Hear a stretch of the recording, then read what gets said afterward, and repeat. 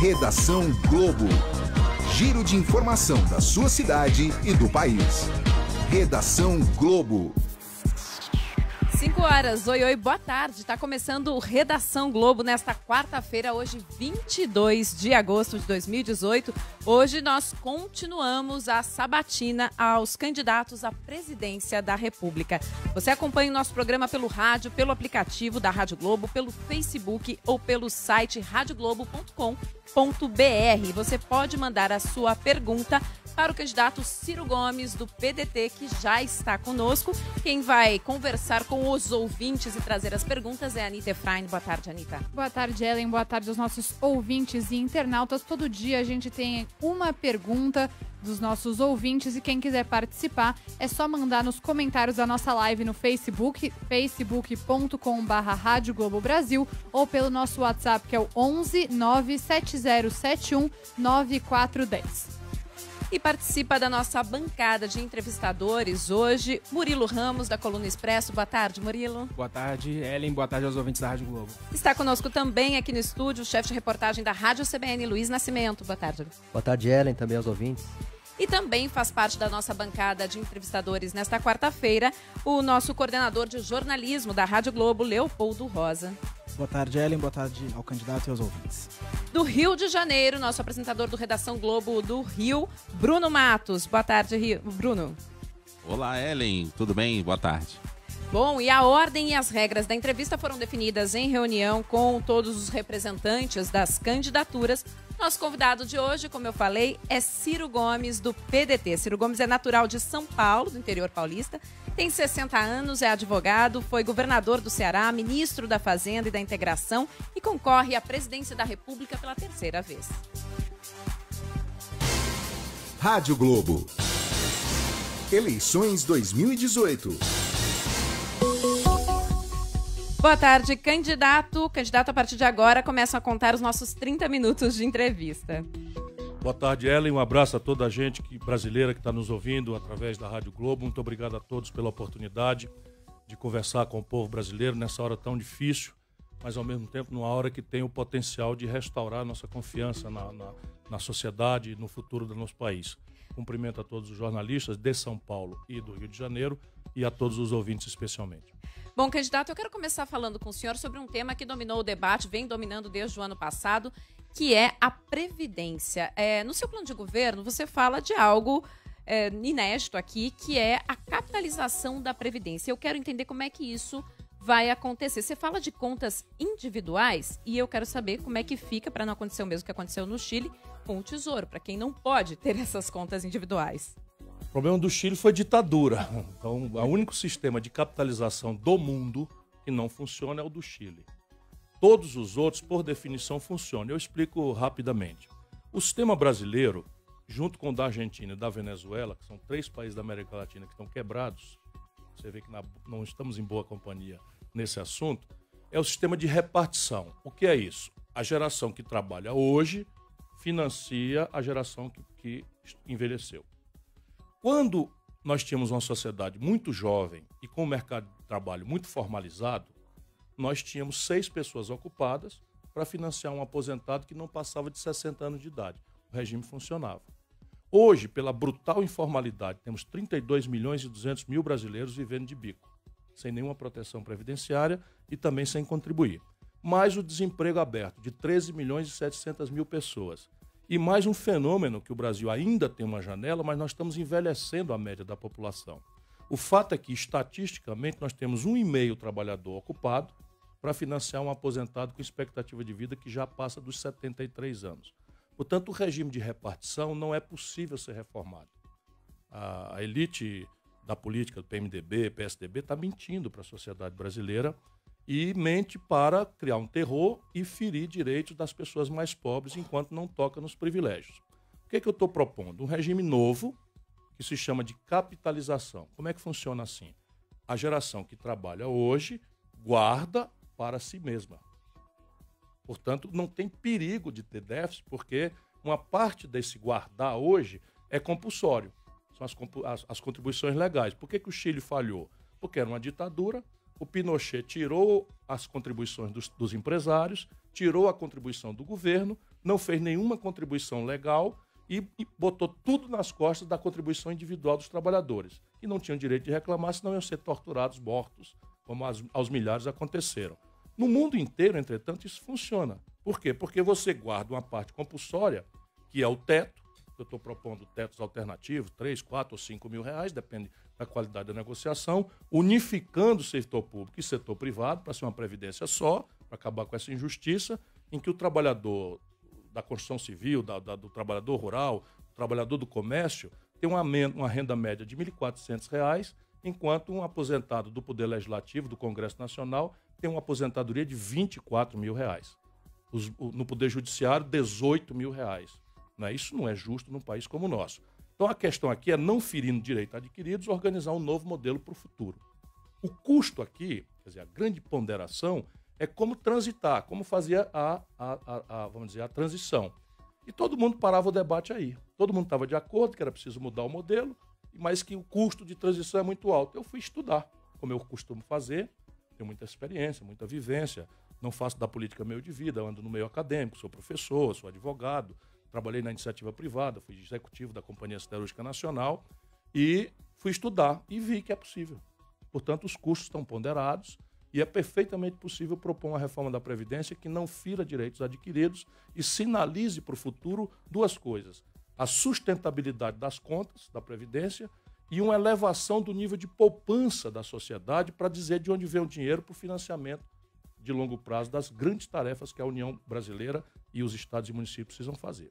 Agora, só para a gente não perder o gancho de falar dessa questão, o senhor fez aí duras críticas à reforma trabalhista, mas o senhor acha que a CLT, ela está condizente com os dias de hoje?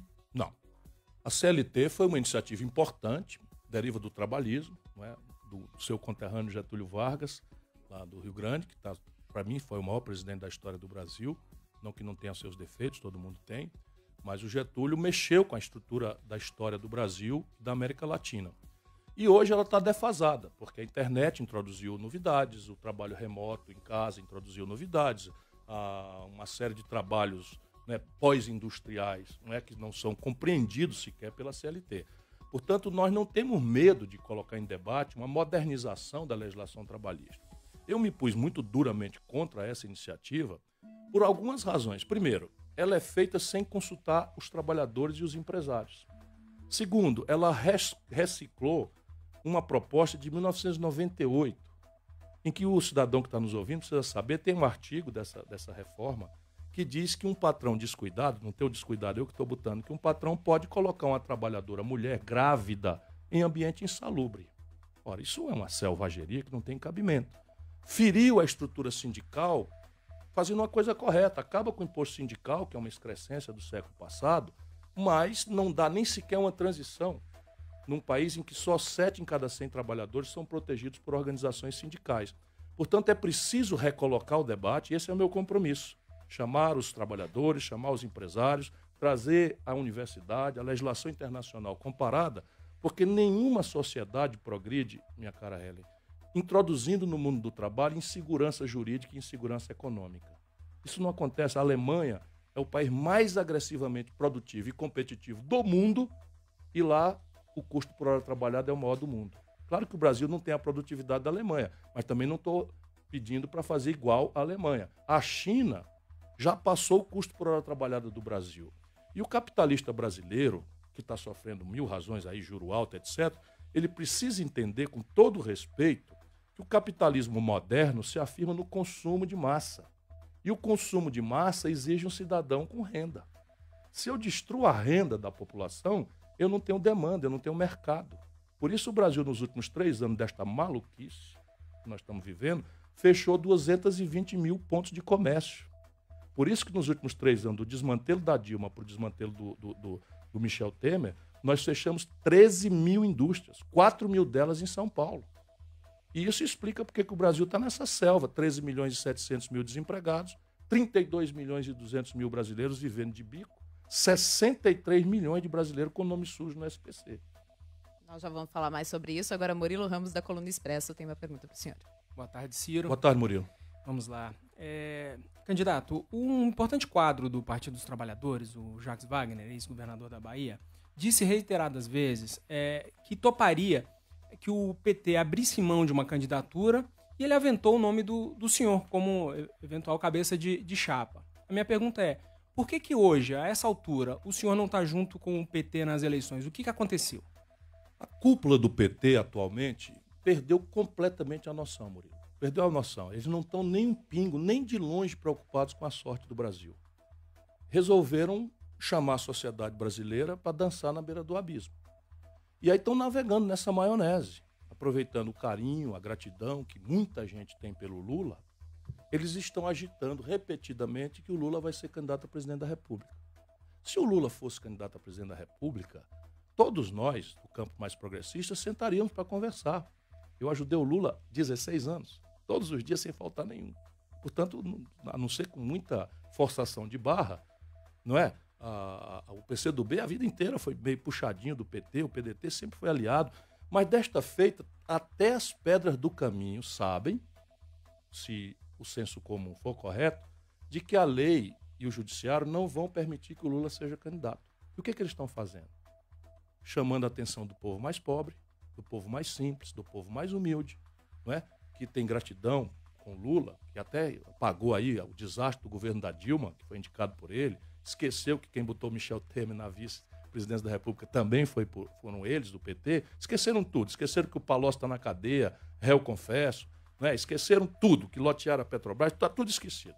Então, por gratidão ao Lula, mente-se despudoradamente para a população mais pobre, mais simples do Brasil, para amanhã, daqui 10 dias, 15 dias, 20 dias, 30 dias, nós não sabemos quando, e isso é gravíssimo, o Lula vai ser declarado inelegível, ou seja, não vai poder receber os votos que a população quer dar a ele, e dali de dentro da cadeia em Curitiba ele vai apontar um poste. Isso é o que as pessoas falam. Eu não posso participar de uma fraude dessa natureza. Eu acho que é perigoso para o Brasil, acho que nós estamos brincando com fogo. O que o Brasil não suporta é legitimar essa agenda antipobre, antipovo, antinacional, não é? Pelo voto da população, mas nós estamos brincando a partir dessa irresponsabilidade da cúpula do PT, que só pensa em usar o nome do Lula, já com 72 anos, saltou um câncer, né? Perdeu a esposa, perdeu os melhores amigos e está ali humilhado dentro de uma cadeia. Eles querem agitar o nome do Lula para eleger deputado. É só isso. O Ciro, recentemente o Haddad disse o seguinte, ele disse, poxa, agora a gente não está junto com o PDT no primeiro turno, mas eventualmente no segundo turno, quem sabe? O senhor acha que o seu partido poderia apoiar o PT se o candidato deles estiver no segundo turno? Veja, a proposta do PT para o Brasil, eu não concordo com ela.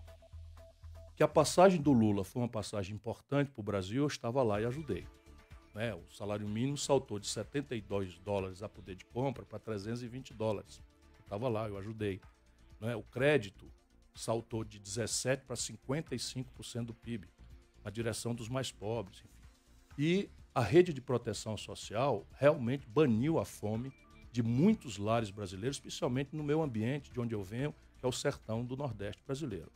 Portanto, eu tenho orgulho, honra de ter ajudado esse projeto. Mas nada disso representou uma mudança estrutural. O Brasil continuou se industrializando, a dívida pública explodiu, o juro alto continuou destruindo as empresas nacionais brasileiras e com a Dilma, para mostrar que não era sustentável esse nível de avanço, sem mudanças institucionais, sem um projeto, tudo isso deu para trás. É só o cidadão que está nos ouvindo aqui botar a mão na cabeça e lembrar que dia ele perdeu o emprego. Ele perdeu o emprego já há 3 anos atrás. Isso é a tragédia brasileira. Né? E o golpe foi dado por uma turma que estava lá junto. Isso é passado, todo mundo pode ser traído. Mas vamos agora ao atual. Então veja o que está acontecendo atualmente. O PT cortou a candidatura da sua própria candidata em Pernambuco, Marília Reis, em quem deram corda para ser candidato durante 2 anos. A moça se preparou, estava violentamente liderando as pesquisas. Eles tiraram o tapete dela para apoiar um candidato que votou pelo impeachment da Dilma, que eles chamam de golpe. Aí não dá, meu irmão. O PT passou de qualquer limite. Luiz Nascimento, chefe de reportagem da CBN, tem uma pergunta para você. Ciro, falando um pouquinho de educação, você tem falado em universalizar o acesso à educação básica no país. Em tempo integral.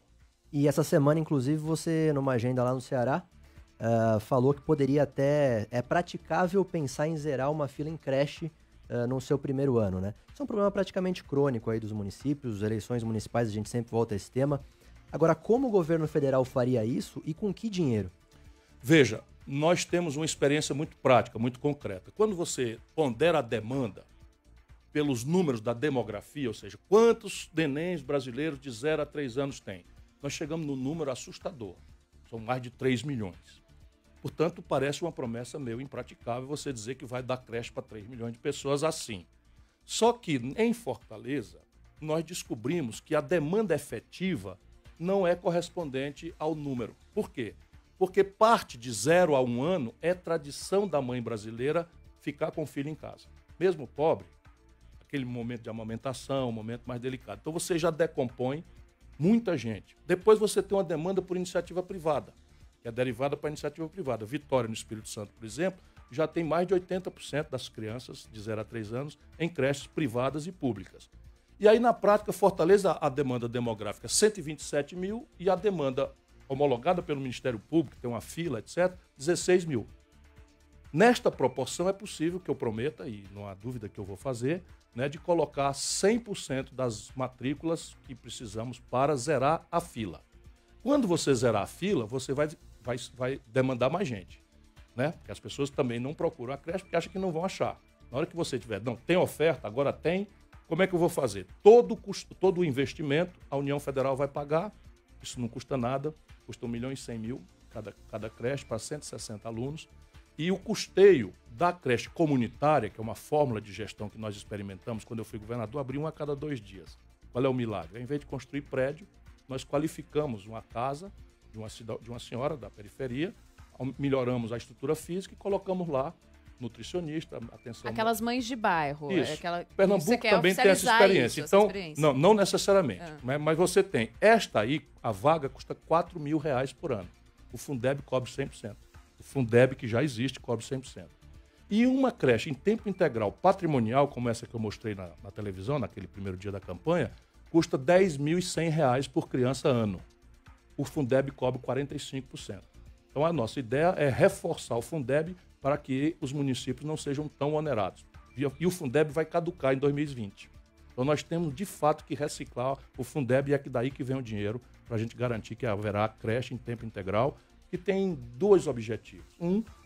A gente acolher as crianças, porque é do 0 ao 3 anos que as aptidões cerebrais são formadas.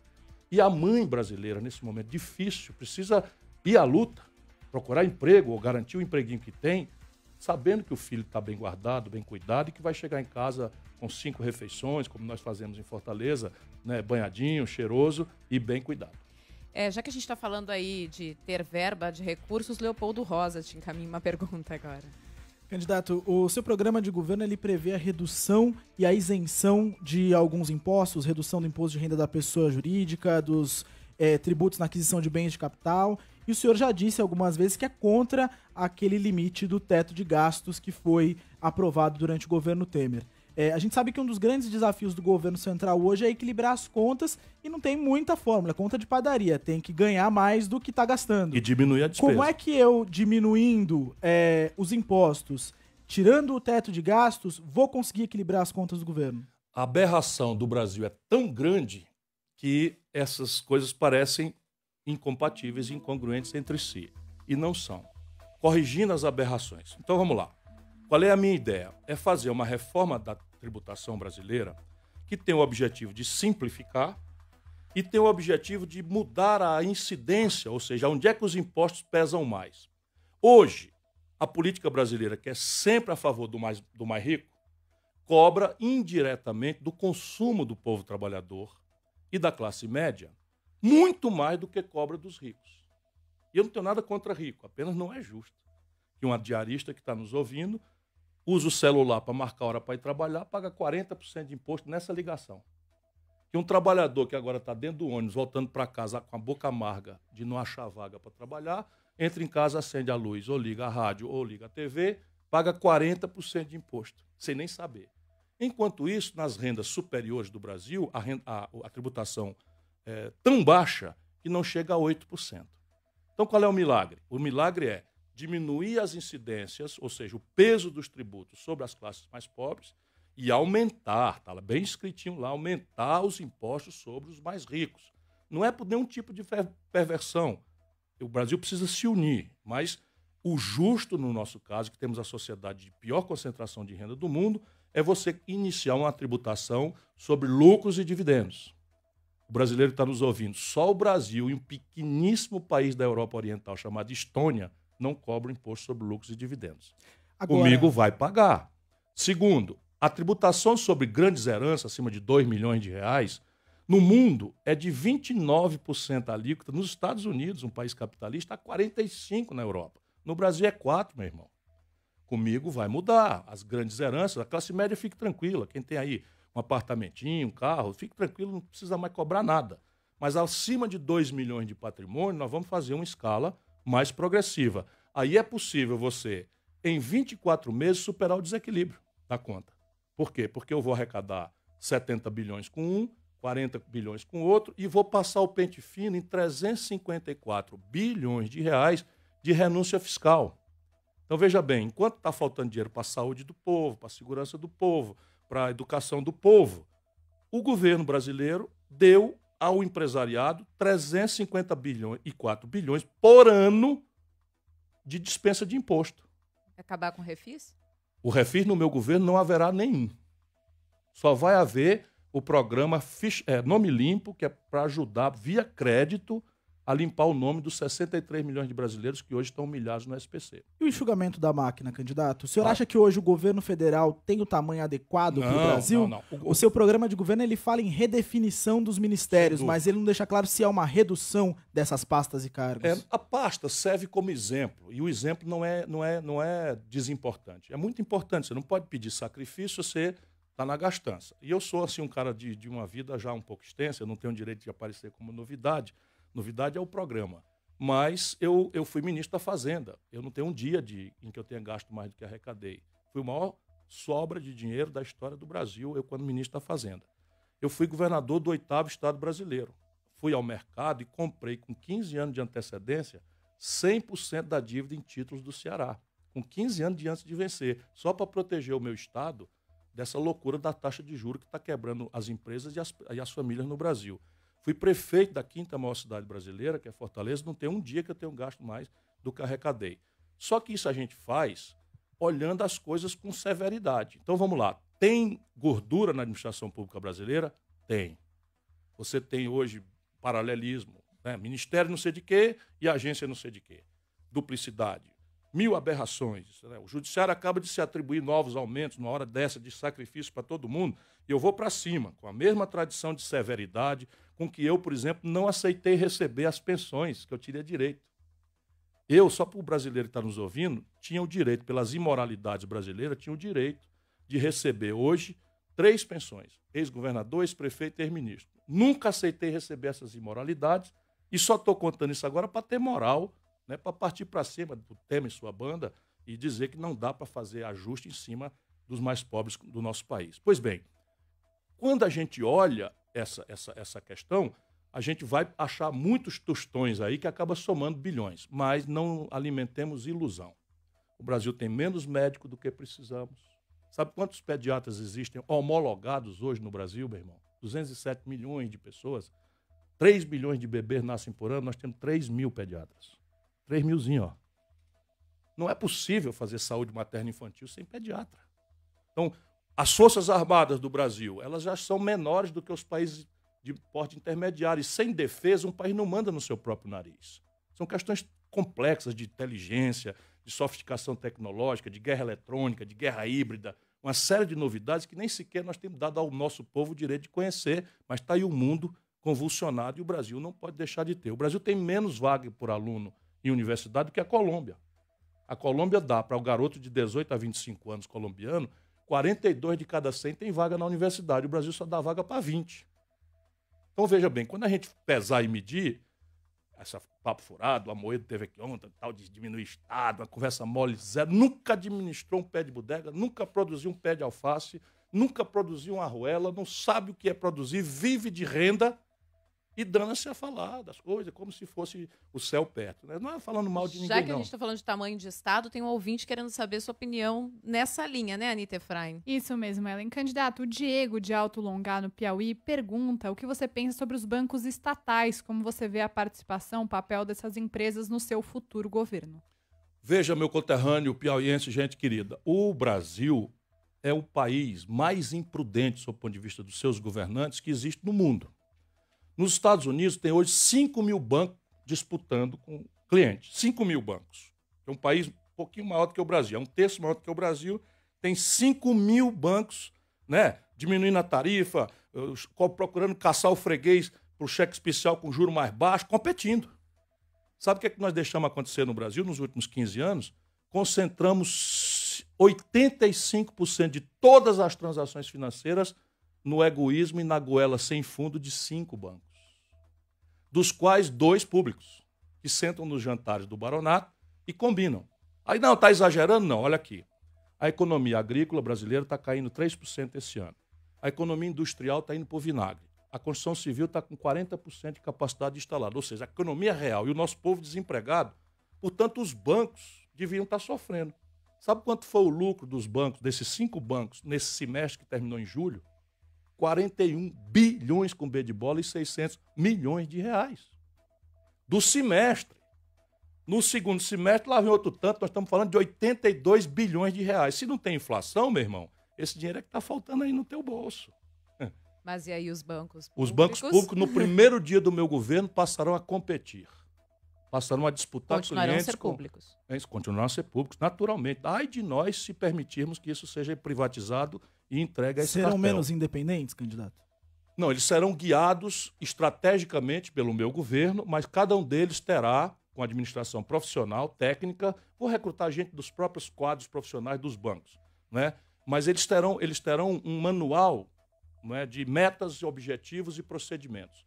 De maneira que qualquer pessoa que quiser controlar o que está sendo feito para administrar a Caixa Econômica, o Banco do Brasil, o Banco do Nordeste, o nosso banco lá do Sul, o BASA, o Banrisul, o BASA na Amazônia, pode ter acesso a esse manualzinho de governança corporativa. Vamos ao Rio de Janeiro com Bruno Matos. Boa tarde, candidato. Boa tarde, Bruno. Vamos falar sobre segurança pública? Bom, estou falando aqui do Rio de Janeiro. Hoje morreu o 3º militar. Foi ferido na segunda-feira numa mega operação com mais de 4 mil militares das forças de segurança em favelas da zona norte da cidade. Bom, quando o senhor fala de combate direto ao crime organizado, você já disse que propõe isso que comece aqui no Rio de Janeiro e se estenda para os outros estados posteriormente. Tendo isso como base, a solução para a segurança no Rio passa, então, pelo governo federal. O que o senhor pensa da intervenção e qual o remédio para a questão da violência aqui no Brasil? A intervenção, e a minha opinião, foi dada lá atrás, quando todo mundo, desesperado e com medo, queria bater palmas. Eu quis avisar as pessoas de que não é assim que se faz. E agora estão aí mais 3 famílias brasileiras enlutadas, chorando pela morte de 3 jovens membros das Forças Armadas que nunca foram treinados para esse tipo de serviço. Temos que tributar essas mortes aos irresponsáveis que comandam a política brasileira, aos demagogos que sabem que o povo está com medo e querem fazer respostas toscas como essas que nós estamos assistindo, seja do governo Temer, seja de alguns candidatos como o Bolsonaro, não há razão nenhuma para a gente não falar claro, até porque eu não estou falando pessoalmente de ninguém. Não é? A segurança pública é um fenômeno muito diferente das Forças Armadas. As Forças Armadas são treinadas para matar frontalmente o inimigo. O exemplo prático, para quem conhece esse assunto, é a mesma cena. Vamos supor, todos nós juntos agora, que uma criança passe com um fuzil AR-15 no morro. Um soldado da PM ou um policial civil tem que apreender a criança e descobrir, para formar eventualmente a sua culpa, o que aconteceu para aquela situação de ameaça potencial ter visto. E ele pode ouvir que a criança vinha passando, um traficante com medo da polícia jogou o fuzil na lata do lixo e a criança, vendo televisão, achou que aquilo era um brinquedo, pegou e correu para casa para mostrar para a mãe. Isso é um caso clássico. Pois bem, um soldado do Exército, vendo uma criança com um fuzil potencialmente numa situação hostil, o Bolsonaro está falando com clareza, porque é do treinamento dele, está obrigado ao tiro letal, ou seja, tem que atirar sem conversar na cabeça da criança. É uma diferença brutal e nós não podemos trazer para o Brasil. Vamos falar claro aqui. Vamos lá. O Bolsonaro é capitão do Exército. Capitão do Exército. Portanto, foi treinado numa academia de alto nível, a Academia Militar das Agulhas Negras, a usar arma. Ele sabe atirar num canhão, ele sabe usar uma espingarda, ele sabe usar uma metralhadora, ele sabe usar uma pistola. E ele, como reformado do Exército, como capitão, ele portava uma pistola Glock, que é uma pistola letal feita em Israel, que não é a arma do Exército. Uma pistola Glock, deve custar uns R$8.000. Ele andava com ela no coldre aqui. Recentemente, quer dizer, um outro dia, ele foi assaltado no Rio de Janeiro. Por quê? Porque o assaltante tem o fator surpresa. Então, na hora que chegou lá, perdeu o Playboy. Entrega aqui a arma, entrega a carteira. E bota lá o sinal que ele faz para ensinar a meninada com o dedão assim. E ele o que é que faz com a Glock? Com a pistola letal? Docemente, como tinha que fazer para proteger sua vida, entrega a pistola para o bandido. Então veja, meu irmão, você que está zangado, e com toda razão, você que está aborrecido, você que está frustrado, eles sabem disso, os políticos, os demagogos, que nunca deram um dia de serviço para resolver nada, e que chega num debate desse, simplifica tudo. Então veja bem, se um capitão do Exército, treinado na mais sofisticada academia do mundo, pelo fator surpresa, entrega a pistola para um bandido, o que vai acontecer com a nossa gente, com as famílias brasileiras? Você imagina a senhora, por exemplo, que está muito justamente, o Brasil teve 60 mil estupros, 63.800 homicídios. Então tá bom, vamos armar todo mundo. Aí resultado, dentro do ônibus, cidadã indo para o trabalho. Aparece um bandido, 4 pessoas tiram o revólver, dando a se atirar dentro de um ônibus. Quantos inocentes vão morrer? Isto é uma aberração. E não é possível a gente deixar mais que político fique explorando o sofrimento do povo, o medo justo que o povo tem, a raiva que o povo tem da nossa incapacidade de resolver com esse tipo de mistificação. O que resolve isso? No mundo inteiro não é aparato, é inteligência, tecnologia, mapear a cabeça do crime organizado, cortá-lo uma vez, 2 vezes, 3 vezes, e eu vou começar assim. Toda a cabeça do Comando Vermelho, lá do Rio, toda a cabeça do PCC aqui de São Paulo, eu vou logo dando o nome aos bois, vai tudinho para presídio federal, incomunicável, se eu for presidente da República. 30 minutos, então, candidato. A gente encerra aqui a nossa entrevista de hoje com o candidato Ciro Gomes, do PDT, que, então, hoje fez aqui as suas considerações, agora você conversou conosco. Suas considerações finais, então, muito obrigado a vocês. Não vou perder a disciplina, não. Muito obrigado e obrigado especialmente por perguntar coisas que interessam ao nosso povo. Parabéns a vocês. Agradeço também a nossa bancada de entrevistadores, Murilo Ramos, da Coluna Expresso, Luiz Nascimento, da Rádio CBN, Leopoldo Rosa, nosso coordenador de jornalismo. Nós faremos agora um breve intervalo, são 5h33.